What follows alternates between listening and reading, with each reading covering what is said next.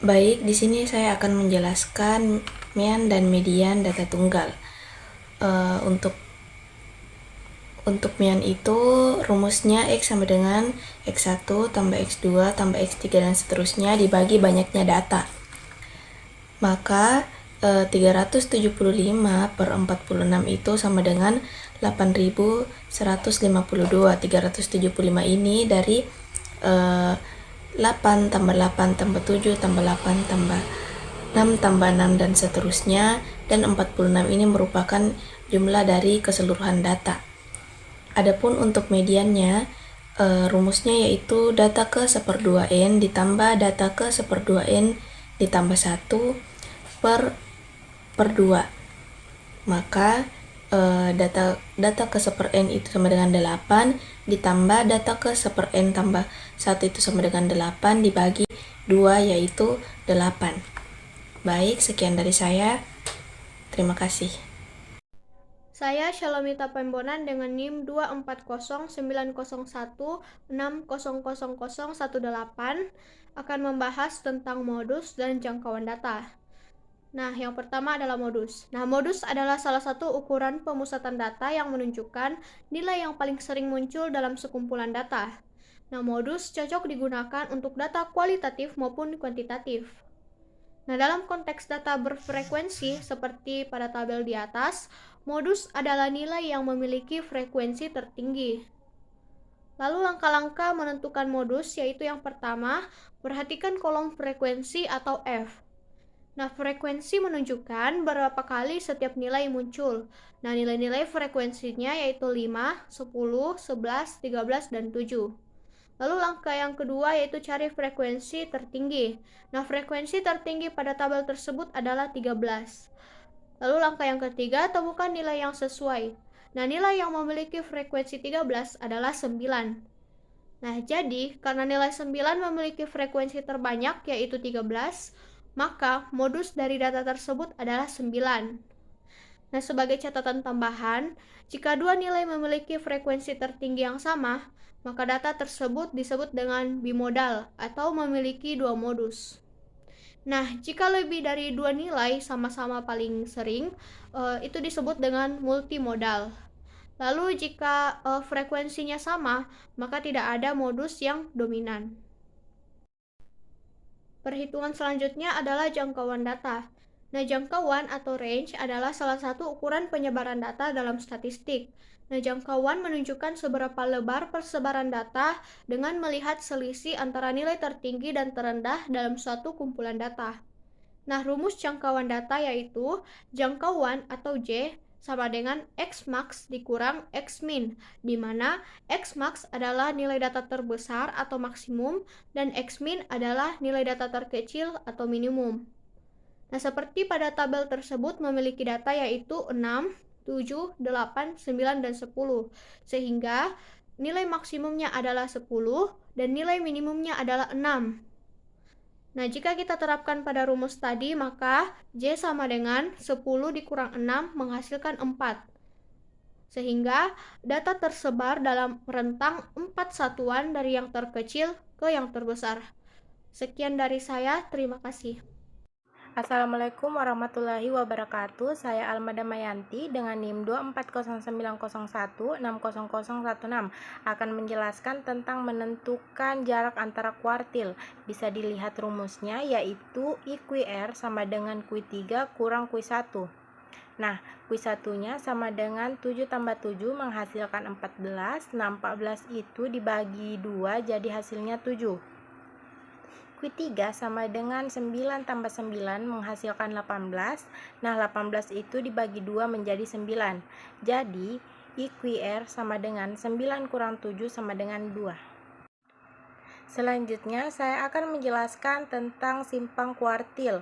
Adapun rumusnya yaitu QD sama dengan 1/2 dalam kurung Q3 kurang Q1, yaitu QD sama dengan 1/2 dikali 2 sama dengan 1. Baik, terima kasih.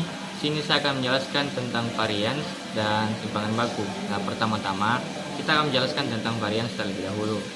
Nah, untuk mencari Dan nilai dari varians kita akan menggunakan rumus S kuadrat sama dengan sigma X dikurang X kuadrat per N. Nah, X kuadrat sama dengan 71 hasil dari sigma X dikurang X kuadrat per N sama dengan 46. Jadi S kuadrat sama dengan 71 per 46 mendapatkan hasil 1,5434. Nah, selanjutnya kita akan menjelaskan tentang simpangan baku. Nah, untuk mencari simpangan baku, kita akan menggunakan rumus S sama dengan akar dari sigma X dikurang X kuadrat per N. Nah, karena kita sudah mendapatkan hasil dari sigma X dikurang X kuadrat per N, itu sama dengan S sama dengan 1 akar dari 1,5434. Nah, hasil dari akar 1,434 yaitu S sama dengan 1,2423. Nah, itu saja yang bisa saya jelaskan untuk varians dan simpangan baku. Terima kasih. Jadi saya akan membahas mengenai simpangan rata-rata. Jadi simpangan rata-rata atau SR merupakan ukuran penyebaran data yang menunjukkan rata-rata jarak nilai data terhadap nilai rata-rata atau mean. SR memberikan gambaran seberapa besar variasi atau deviasi dalam sekumpulan data. Dengan rumus simpangan rata-rata yang tertera pada layar atau pada PPT kami. Maka SR sama dengan 7 dibagi 46.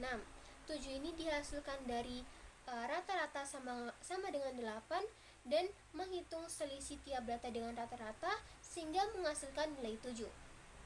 Selanjutnya, 46 itu didapat dari sampel yang sebanyak 46 orang, menghasilkan nilai sebesar 0,15217.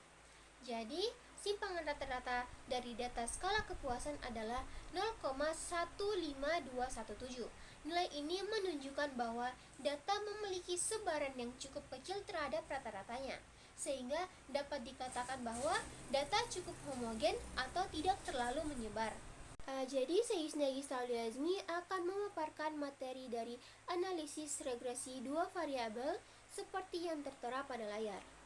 Jadi X ialah waktu yang dihabiskan untuk berbelanja online selama 1 hari dan Y sebagai skala kepuasan. Dari hasil pengolahan data yang kami lakukan, diperoleh nilai-nilai yang terlihat pada layar. Jadi yang pertama, jumlah data N atau sampel yang kami peroleh sebanyak 46 orang. Jumlah X adalah 84, jumlah Y adalah 375, jumlah X dikali Y adalah 709. Jumlah X kuadrat adalah 194 dan yang terakhir adalah jumlah X kuadrat 3127. Dengan untuk mencari koefisien regresi B, kami menggunakan rumus seperti yang tertera, yaitu B sama dengan N dikali sigma X dikali Y dikurangi sigma X dikali sigma Y dibagi N dikali sigma X kuadrat dikurangi kuadrat dari sigma X. Kami akan memasukkan nilainya dengan B sama dengan 46 dikali 709 dikurang 84 dikali 375 dibagi dengan 46 dikali 194 dikurang dengan 84 kuadrat, sehingga B menghasilkan 1114 dibagi dengan 1868 dan menghasilkan 0,5964. Selanjutnya, mencari intrinsip atau konstanta A. Untuk mencari nilai A, kita menggunakan rumus A sama dengan Y rata-rata dikurang B dikali X rata-rata.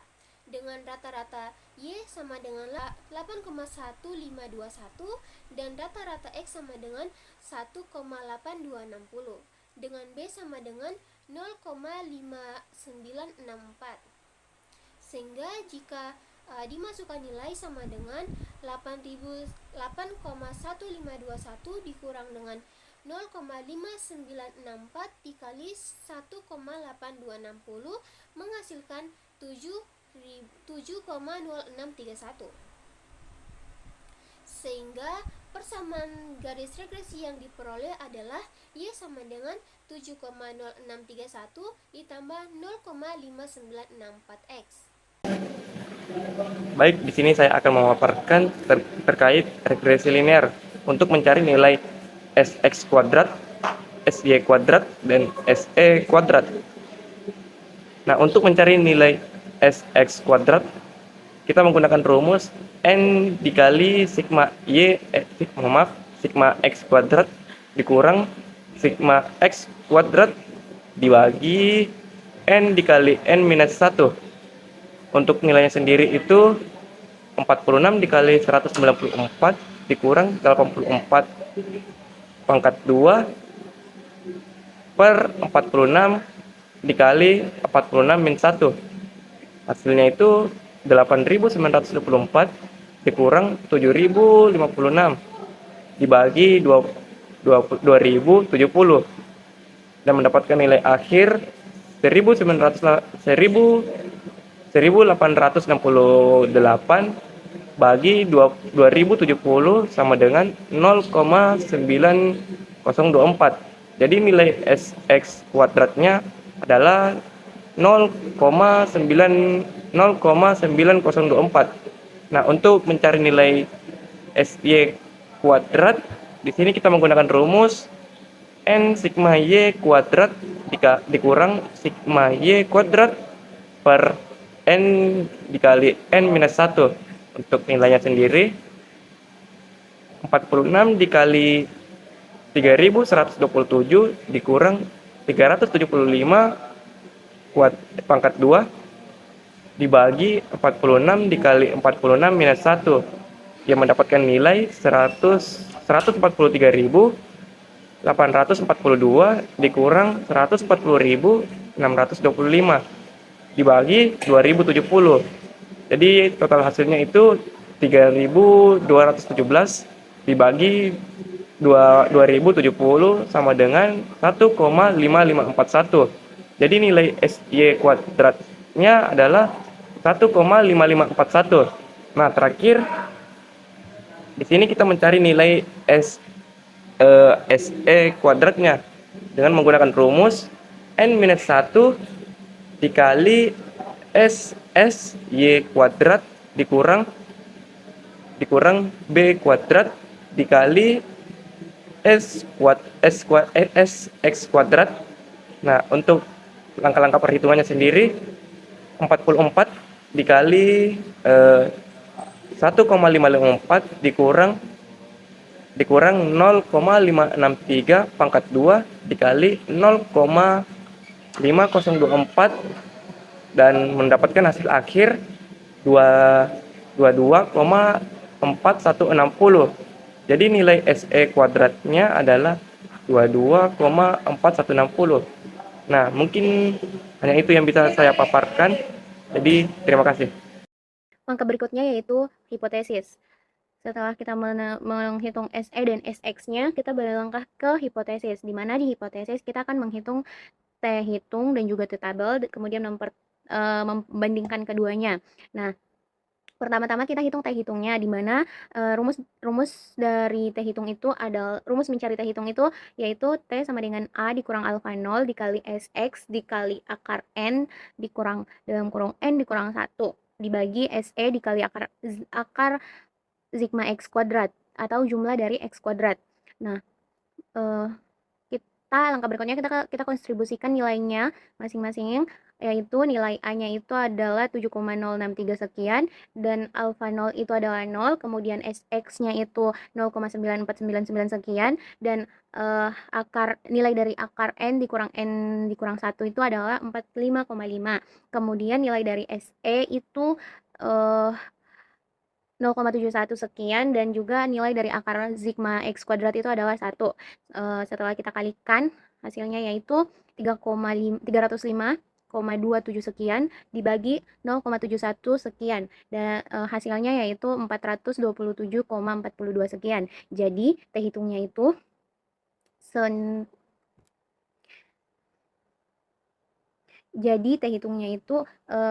senilai 427,42 sekian.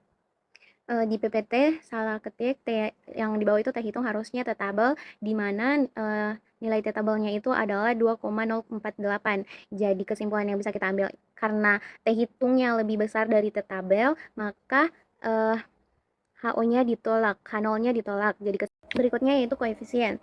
Di sini kita juga akan menghitung T hitung, di mana rumusnya yaitu T sama dengan B dikurang beta 0 dikali SX dikali N dikurang akar N dikurang 1 dibagi SE. Langsung saja kita masukkan nilainya, di mana nilai dari B itu adalah 0,59 sekian dikurang 0, B0-nya itu sama dengan 0, kemudian SX, nilai dari SX-nya itu adalah 0,94 sekian dikali nilai akar N dikurang 1 itu adalah 6,708 sekian dibagi SE, nilai dari SE sendiri itu adalah 0,71 sekian.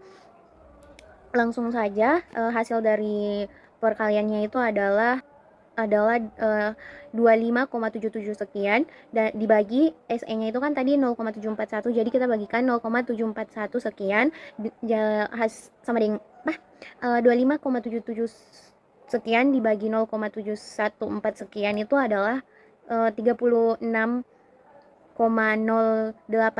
sekian. Jadi koefisiennya itu adalah T hitungnya itu sama dengan 36,08 sekian. Berikutnya statistika ujinya, di mana ada beberapa yang kita cari, yaitu di sini kita akan mencari JKT, JKR, RJKG, RJKR, dan juga JKG dan F hitung tetap.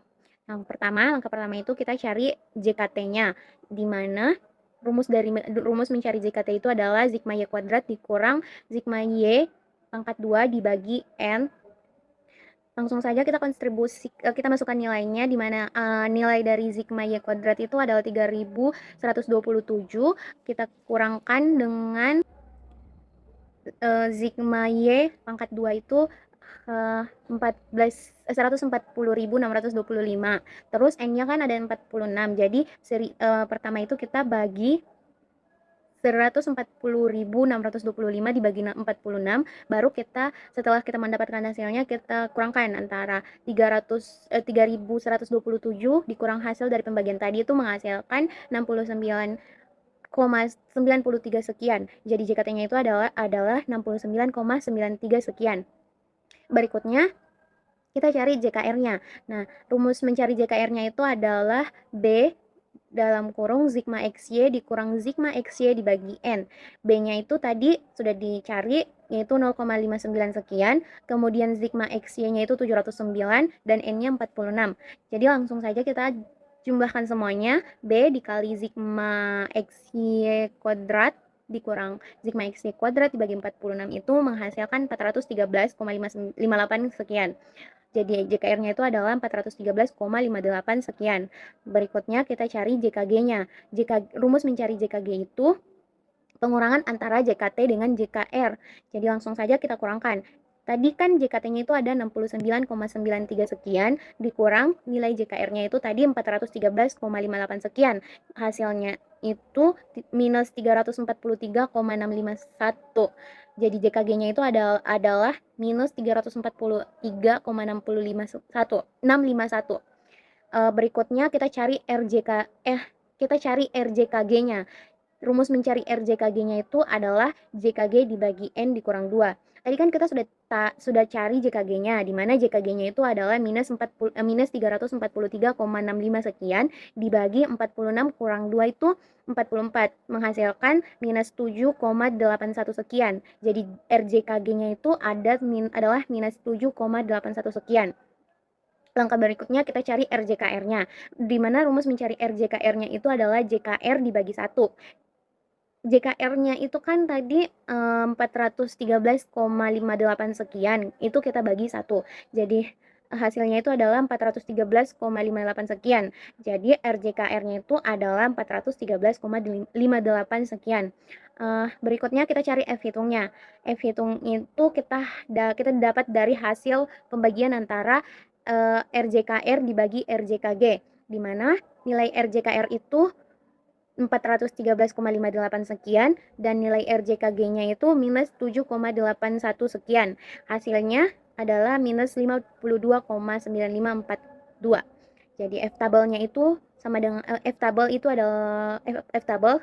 Kesimpulannya F hitung lebih besar daripada lebih kecil daripada F tabel. Jadi H0-nya ditolak.